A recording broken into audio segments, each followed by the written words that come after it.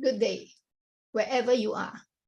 We are on the first day of 2023. What are your plans to make 2023 an exciting and memorable year for you? Or are you still sorting out in your mind what can happen? Good day. I would like to share my 2023 work-life balance formula called KASH, spelled as K-A-S-H. KASH is an acronym for knowledge, attitude, skill, and habit. Why KASH? I have been observing my life and those around me and realized that getting stuck and becoming indecisive is perhaps one of the leading causes that most people are unable to live a well-balanced life. I've been using this formula KASH and would like to share it with you. Are you feeling stuck in life or at work? Do you feel like you should start over in life? You are not alone. It's a nearly universal human experience to feel stuck at some point in our life. Whether in a career, a relationship, or even in identifying the next goal. Most people will feel stuck at some point. When you are stuck in your mind, you're withdrawn from reality. You are in the universe in your head, inside your head, which is often a highly pessimistic place, rather than engaging with people around you or focusing on the present moment. Stuckness can look like this: really wanting something, a new job, a relationship, or improved health, for example, and then losing motivation to get it. Identifying something that looks exciting, and then talking yourself out of steps to move towards it. Endlessly thinking about what could be better or different. Indecision, worry, and overthinking rob you of being present and enjoying life as it is. Why do you feel stuck? Have you ever asked yourself, why do I feel stuck in my life? It's not always an easy question to answer. Stuckness can wear different guises. Below are a few scenarios when you might want to move, but not know how to. 1. Have you outgrown your current situation? If it's a reality that people change, it's a reality that people change over time. Your needs, your wants, and your hopes all evolved. Perhaps that perfect job you landed a year ago doesn't provide you enough stimulation, and now that you have mastered it, this type of situation can leave you wondering which direction to go in next. Number 2, does external judgment on you cause you to become indecisive? It can be difficult enough to make some decision with the support of your network. Without that support, the challenge becomes even more significant. Input is helpful and keep you on track, but investing too much into what other people would think or any negativity they impose on your decision can be paralyzing. 3, are you afraid of feeling disconnected from your values? Life can lose its spark when your values are not present enough in your life. If your day-to-day life doesn't contain the condition for your values to thrive, they may start to become dull, and this can leave you feeling like you are not honoring your most authentic self. 4, you think a change might mean losing something. You can want a new challenge, but cling to your current job, for instance. Perhaps your current job offers perceived security and stability. You can reduce your thinking to be very binary, meaning seeing option as either or. Allow yourself to open up to the idea of yes and thinking. This type of thoughts make it possible to have both a new challenge and financial security. 5, have you lost hope for the future? Our thoughts are powerful tools. They can send us in a direction we want to head, or keep us pinned in one place.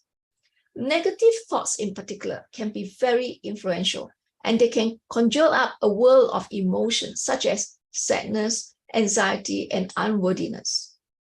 It's hard to move forward when grappling with these negative thoughts and feelings. Are you overwhelmed or burnt out? You could be overwhelmed by your circumstances and life events, or the possibility and pressure, and pressure of your next move could cause you stress. So whether it's over your past or potential future, overwhelm can be hard to overcome. Number 7, additionally, if you have been stressed for a while, as much as the world has, you could be experiencing burnout. Keeping your nervous system on high alert for an extended period of time can blur the lines between what is and isn't harmful. It can also lead to extreme fatigue, which isn't the ideal frame of mind for decision making. Number 8, your positives versus negatives lists are in competition. There might be plenty of reasons to make a change and plenty of equally strong reasons not to. For example, you may want to change your job, but you may also really value your free time. And looking for a new role may eat into that free time. What do? This type of pattern can lead you into a vicious cycle that doesn't lead anywhere. 8, you're comparing yourself to others. That's number 9. Keep in mind, comparison is the thief of joy. Compare yourself to yourself, your growth, your potential, your future. And try not to get caught up in comparing yourself to others and then feeling like you are falling short. And that will cause you to be stuck. 10, if you are outside of your comfort zone, you may not know what you need to do to become unstuck, but feel uncomfortable moving forward. If this is the first time that you are testing a skill or behavior, for example, you might not know what to do exactly. You could be fighting self-doubt or perfectionism, fear of making a mistake, or fear of having a less than perfect result can actually hold you back. So what do you do then? So in my case, what I have been doing is to follow this formula, KASH: knowledge, attitude, and skill, and habit. Now, let me expand on it. Now, I have explained to you earlier the reasons why in our life we can get stuck, right? So very often when I have this problem, I would naturally go to examine myself in my quiet moment and find out if there's some additional information and knowledge that I need. Sometimes it is overwhelming knowledge. Sometimes it's not enough or irrelevant information. And sometimes it's that I have not processed the information to become a useful knowledge that effectively can help me make an informed decision. So quite often when I am in doubt and when I find that I come to a dead end of taking a challenge and having an obstacle to cross, I would naturally gather more information and be quiet and pause from whatever I'm doing. It didn't work and I'm stuck. So I just take a different direction, pause, and then search for new information, new knowledge. Hopefully I get the understanding, and then hopefully it becomes an applied wisdom that I can apply to my situation. I hope that helps you. So if you get stuck, likely you have to also examine this element, this component of KASH, knowledge, to find out if those are the information that has not allowed you to move forward. Of course, you have to be open-minded. You have to want to find the knowledge, and you have to push yourself or get help from someone to give you the information that you need to make an informed decision. Be wise about it. And the second component that I use to help myself when I'm stuck is to examine my personal attitude. Attitude is the ability to look at something and execute with the relevant attitude that will cause it to be successful, cause me to take an action. Now, our attitude is often influenced by our feeling, our emotion, our belief system, and what we perceive in our mind. So if our attitude is negative and we are surrounded by people who are negative or people who are critical about you, how is your attitude to respond to it? Is your value being challenged? Is there something that you can do to change? Often I realize that making an excuse that is and blaming someone else is not the right attitude, or blaming a situation is not the right attitude. Perhaps what I have been working on myself, I speak for myself, and I some of you who have done the same, is to change my attitude. Changing oneself is much easier. I love training, I love teaching others, and I need to be a model. And so when I speak to somebody, I often want to test out what works and what doesn't. So it's an attitude of learning, attitude of change. And change is here. Change is certain. Unfortunately, we are living in a world that is evolving all the time. So we need to have an attitude that is embracing change and constantly changing and stacking up the knowledge, and we can change. With informed knowledge, we can change. Our attitude can change. Our belief can be appropriated to a particular set of decisions and circumstances that we are working on. So next component is skill. Skill is something which you may have if you have been gifted the talents, or you may have to develop and learn. Now, skill sets is something which you have to put into practice to find out, to test whether that skill that you have is sharp enough to achieve a decision, a successful outcome of what you have decided to do.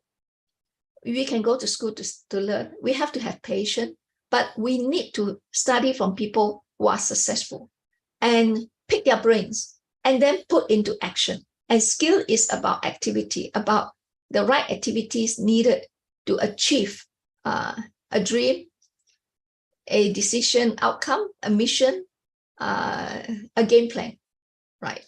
So skill is practice, practice, practice. So the skill, if you do not exercise your skill, the skill can be forgotten. Of course, you can, get it back when you put to practice again. But it is not good to leave it out for too long, and therefore you can actually get greater effectiveness and productivity when you practice a lot. You take shorter time, and you recognize how a particular skill set can allow you to be skillful in solving a problem. Right. Now, next is the habit. Very naturally, habit has to be formed. Habit, just like skill, has to be practiced.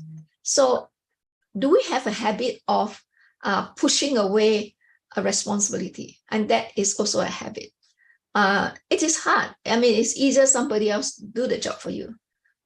It's tougher for you to do the job. And we are creatures of excuses. There could be valid reason, but habits, actually, if you have a negative habits, it's hard to shake it. So the best way I look at habit is to be formed intentionally until it becomes a default. When it becomes a default, it's so easy, isn't it? It's so easy to get something done because you have a habit of doing it. You don't have to think too hard. So after all, we have to change. After all, we have to move forward to achieve a goal when we set it.